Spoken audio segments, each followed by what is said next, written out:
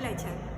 Perkenalkan, saya Yuni Rohmawati, guru Pendidikan Agama Islam dan Budi Pekerti di SMP Negeri 11 Pekalongan. Pada kesempatan kali ini, saya akan berbagi pemahaman tentang Merdeka Belajar.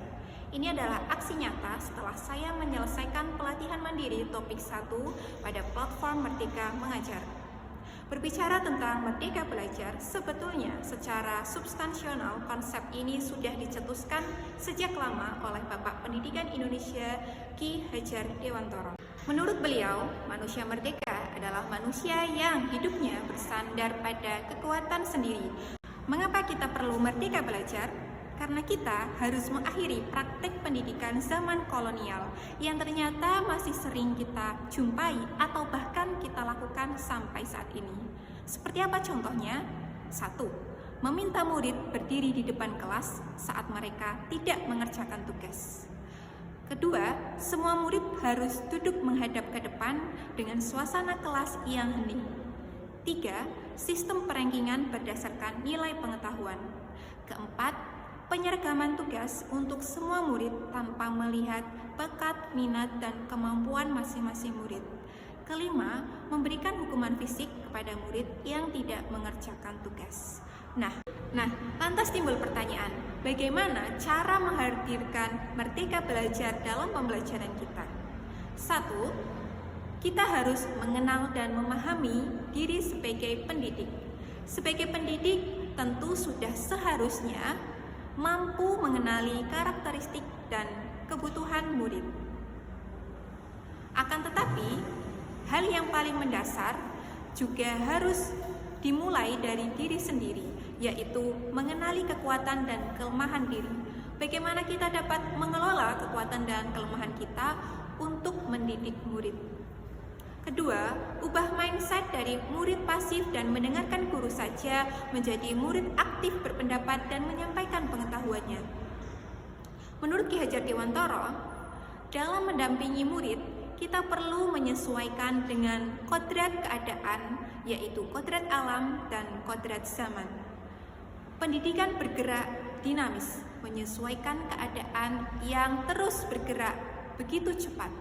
Sebagai guru, perlu mengantisipasi dan membaca arah perubahan tersebut. Perubahan zaman ini merupakan keniscayaan yang tidak bisa kita cegah. Zaman berubah, cara mendidik dan mengajar pun menyesuaikan demi murid-murid kita. 3. Apakah kita sebagai pendidik cukup hanya membantu murid dengan kecakapan kognitif saja? Sementara murid membutuhkan bantuan untuk menumbuhkan budi pekerti dalam kehidupannya. Budi pekerti atau watak merupakan hasil dari bersatunya gerak pikiran, perasaan, dan kehendak atau kemauan, sehingga menimbulkan suatu tenaga. Hal ini berarti perlu adanya kombinasi yang kuat antara pengetahuan, afektif, dan psikomotorik untuk bisa menghasilkan budi pekerti. Sebagai contoh, orang yang memiliki budi pekerti jujur, maka kecil kemungkinan ia melakukan kebohongan atau mengambil sesuatu yang bukan haknya.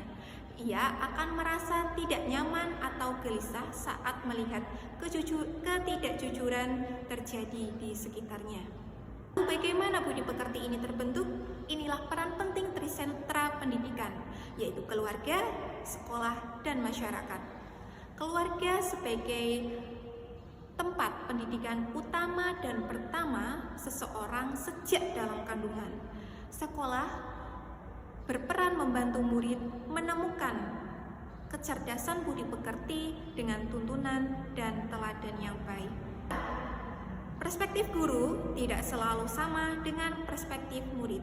Tidak jarang murid merasakan kebalikan dari apa yang dianggap dan dirasakan oleh guru. Ketika kita merasa cocok dengan metode ceramah, bisa jadi di saat yang bersamaan murid merasa bosan dan mengantuk. Maka dari itu, dengan Merdeka Belajar, pembelajaran tidak hanya dibatasi 4 tembok ataupun stigma bahwa guru adalah satu-satunya sumber belajar. Terakhir, mengutip ungkapan Ki Hajar Dewantoro sebagai kesimpulan pemaparan Merdeka Belajar, jadikan setiap tempat sebagai sekolah jadikan setiap orang sebagai guru. Terima kasih telah menonton video saya. Semoga bermanfaat. Wassalamualaikum warahmatullahi wabarakatuh.